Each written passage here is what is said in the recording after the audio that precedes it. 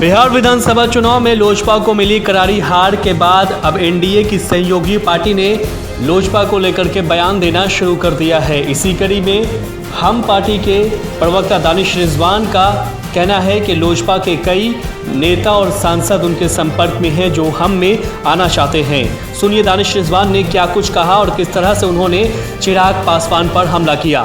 देखिए, बिहार विधानसभा चुनाव से पहले रामविलास पासवान जी का निधन हुआ और हमें उम्मीद थी कि बिहार विधानसभा का चुनाव उनके निधन के बाद पहला चुनाव है जिसमें लोक जनशक्ति पार्टी अच्छा परफॉर्मेंस करेगी। लेकिन चिराग पासवान जी के हट के कारण आज रामविलास पासवान जी के सपने के बंगले में चिराग ने खुद ही आग लगा दिया है।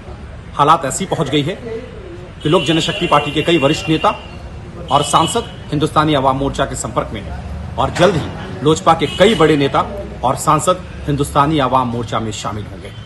इसलिए चिराग पासवान जी ऐसी स्थिति में चले आए हैं कि अब उनके पार्टी में, उनके बंगले में वो सिर्फ और सिर्फ अकेले रह जाएंगे।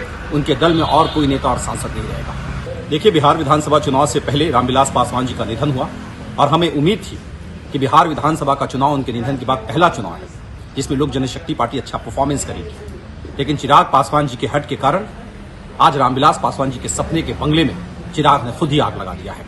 हालात ऐसी पहुंच गई है कि लोक जनशक्ति पार्टी के कई वरिष्ठ नेता और सांसद हिंदुस्तानी अवाम मोर्चा के संपर्क में हैं और जल्द ही लोजपा के कई बड़े नेता और सांसद हिंदुस्तानी अवाम मोर्चा में शामिल होंगे।